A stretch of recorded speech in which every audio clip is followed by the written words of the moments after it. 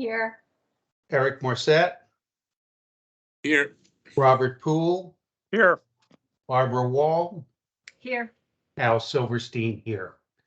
I need an approval of the February 17th, 2022 meeting minutes as presented. I'll move. What? Eric, do I hear a second? I'll second. Barbara second. All those in favor signify by saying aye. Aye. Opposed, same sign. Okay, Executive Director's Report. Mr. Kelly. Thank you, Mr. Chair. Good afternoon, everybody. I'm glad to be back together. We've been 2 months, 2 months since we've been together. So over the last 2 months, I'm giving you a total cumulative report for the last 2 months. Since we've last met, we had 14 different incidents of alcohol and tobacco related events. Within that, 16 people have been charged, and we've made quite a few seizures in the area of other tobacco products, sticks. We're close to 62,000 that were seized, with unstamped cigarette packs, just under 5,000. Nearly 400 containers of distilled spirits were seized, 52 containers of beer, 837 containers of wine. These incidents have resulted from really across the state. I'm just going to read off a few of the counties to give you a sense of it. Carroll, Frederick, Harford County, Allegheny, Cecil, Prince George's, Baltimore County, Baltimore City, and Washington County. So you can see these incidents take place across the entire state. Also, this is renewal time for us. It is for the local boards, just to give you a flavor of this. Again, we issue licenses to the first two tiers, the manufacturers and the suppliers, and all of the local boards across the state issue licenses to the retailers. So this is the time period for the retailers to issue their licenses across the state. It's a very busy time for the local boards, rather, to issue these. And they do somewhere close to 8,000 licenses, so it's quite a bit. And we do our licenses as well for our manufacturers and our wholesalers, just those two elements that possess our licenses. And we issue about 700 of those. They all expire April 30th to be renewed for May 1st, so we're well underway for the renewal. We have quite a few that have already filed their renewal paperwork and will be issuing their certificates next week, printing these out next Monday if everything goes well, and having them out by probably Tuesday or Wednesday in the mail. I'm going to get back to that in just a minute because I do want to make another comment on it. We put out 3 training and information advisories since we last met. One of them was about the instructions for the renewal for these coupons, these licenses that we issue that were put out right now. We found that we had to put out these advisories each month or so before we actually send out the renewal coupons. Now, years ago, to renew, you had to fill out a long 4-page form to renew, and you know, Commissioner Buck can tell you all about that. It was kind of a pain. You had to fill in a lot of boxes. It was the same thing every year. So we really shortened this up. Now it's a coupon at the bottom of a piece of it's like about a quarter of an 8.5 by 11 sheet of piece of paper that you have to fill out. You have to put 4 things on there. You have to put out, we already know what license you want. You have to put out how much money you're going to send us. That's in one box. You have to check another box to tell us if you're a caterer. If you're not a caterer, you don't need to check it. It's very explicit. If you check it, you're a caterer. The third box is the signature of the licensee or an office holder of the business. That's the third thing. And the fourth thing is the signature of the property owner. Those are 4 things that are required. That's all. Out of the 700 renewals that we sent out and we received back, 400 of them were missing at least one of those items. Now, when we send out these advisors, we send them out saying, we've done this now. This is our 3rd time. This is our 3rd go round. Here's what we're seeing as errors. Please don't clip the coupon off of the advisory that we're giving you and send that in. We send you a personalized advisory in the mail. We give them very explicit instructions that are only 4 steps. Make sure you've done the following, and still 57% of them are not correct. So here are our options. Last year we fixed everything. This year we're fixing it again. Against my better judgment, really, we're fixing them again because it's just faster for our team to fix the 400 errors than it is to let people really just not be renewed and have 400 license holders not have licenses, which is tempting, but it's probably not realistic. So we're fixing all of those. We'll have all of those done and completed by the week's end, by tomorrow or early Monday, so that when we renew our licenses, everybody will be up to date. But it's a real problem, and again, it's such a simple process now, and it's kind of a maddening problem. So that is why we waste some of our advisories that we do each year to give these very explicit instructions. So I say that because you're going to hear me mention these a couple of times throughout the year. So that was one of them. We issued an instruction sheet saying, please work really hard to try and get this right. The second one was about really emphasizing to tobacco retailers, a lot of violation increases. As I mentioned, we're 60, almost 62,000 sticks of OTP, other tobacco products. That's a lot.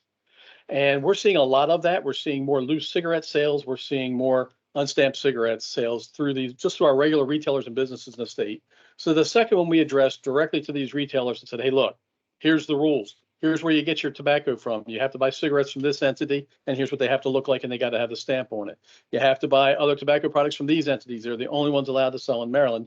And never may you ever open up a pack of cigarettes and sell cigarettes individually. You may not. We're seeing a lot of it, and we're charging for it. And so we were kind of putting people on notice that we're not lightening up on the enforcement side. So please do your best to tighten up. Then our third advisory that was put out was another reminder of how to fill out these coupons to our direct wine shippers.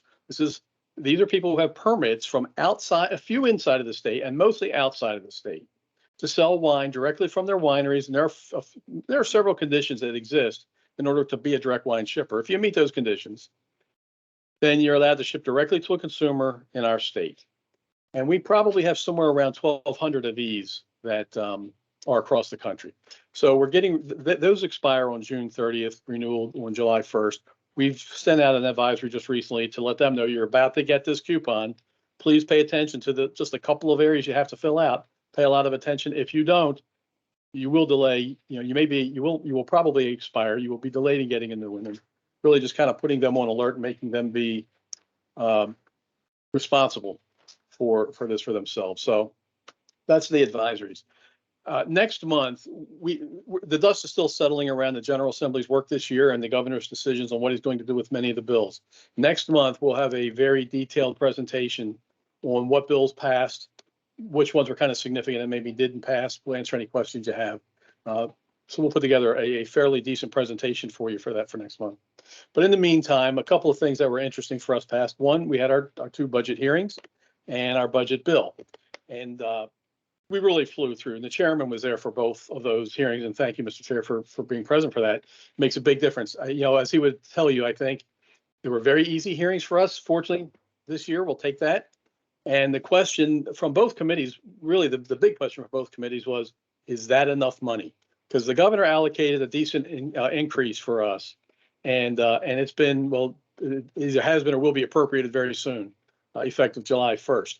The long and short of it is it's giving us 7 new sworn agent positions, which we sorely need, and an additional non-sworn, non-agent administrative position in the office, which again, we really need. And for those of you who visited, you see how busy a handful of people are doing these licenses, keeping up on that. So it was great for us for the budget. I love the General Assembly's questions of, is that enough? Do you need more? And I'm excited to go back next year if we're able to accomplish even more and say, yeah, we were wrong. We did need some more, and we'd like to get that. So that went well.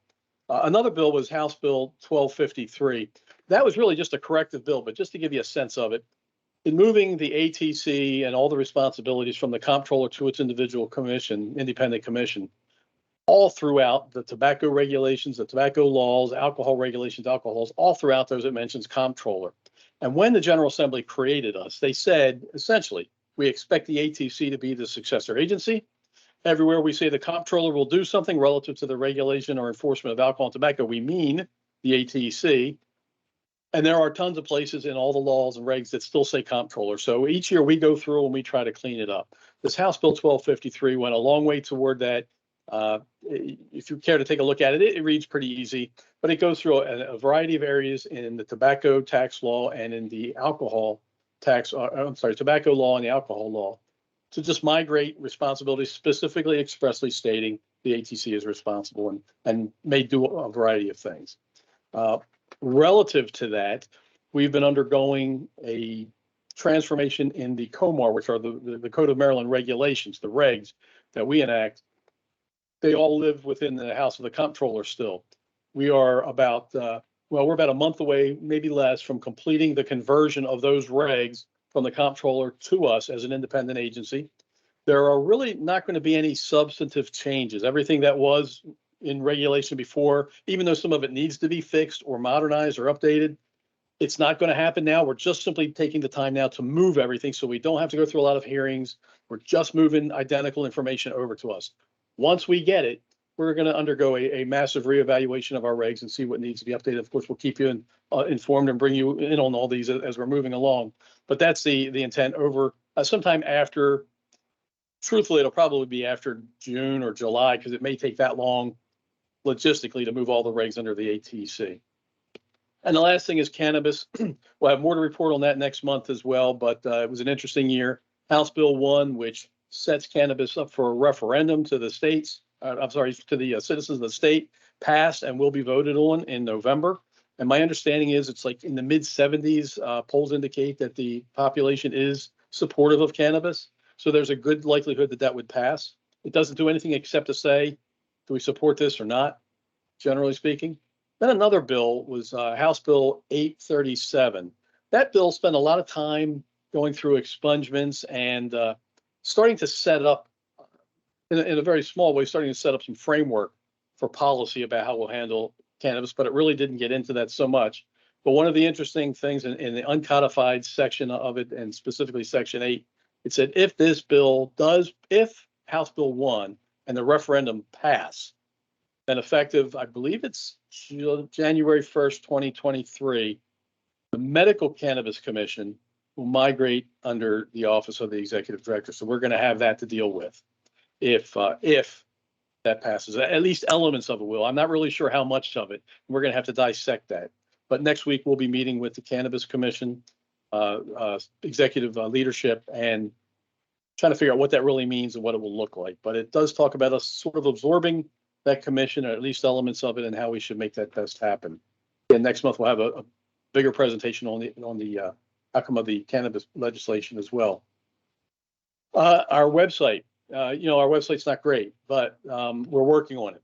We are in discussions with the state's Department of Information Technologies, which is called DoIT, and also the Comptroller's Information Technologies Division. Either of those may be eligible or be able to do the website for us. We're looking at both of them to see what they can offer, where we reasonably should be expecting to live. We still use a lot of the Comptroller's resources, which require us, as you all have, to have specific types of email addresses through the Comptroller's frameworks of firewalls and whatnot. So we just have to weigh all of that and figure out where we're going, but we're making great progress on getting a website that we all want it to be educational, informative, useful, easy to navigate. We're working very hard on that. And Mr. Chair, that's it for my report. I would just add this. The chair was able to stop by a while back and we were able to get a photograph of him and an ID card issued to him. If any of you would like to get that, let me know. We have to make an appointment for you, which is not a big deal. But if it's convenient for you and you want to do that, we'll get you set up for an appointment, because that all takes place in it all happens in Annapolis. It's very convenient and close. It's just in another building with another entity that does it. So if you're interested in that, let me know. We'll get you set up for a photograph and get you your ID cards issued as well. That's it, Mr. Chair. You're muted. You're on mute, sir. Oh, Al, you're on mute. you're still muted.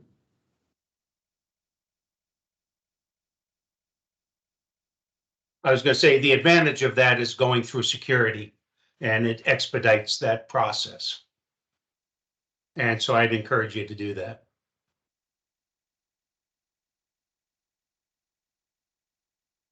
Okay, do we have any new business? Can you hear me? We can hear you. Oh, okay. No new business. Scared me for a minute there.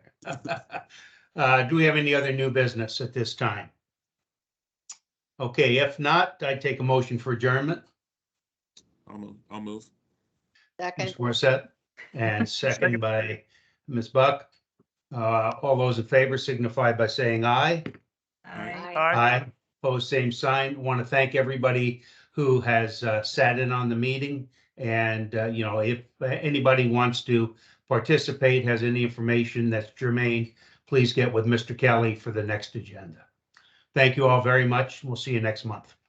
Thank you. Thanks, guys. Thank you.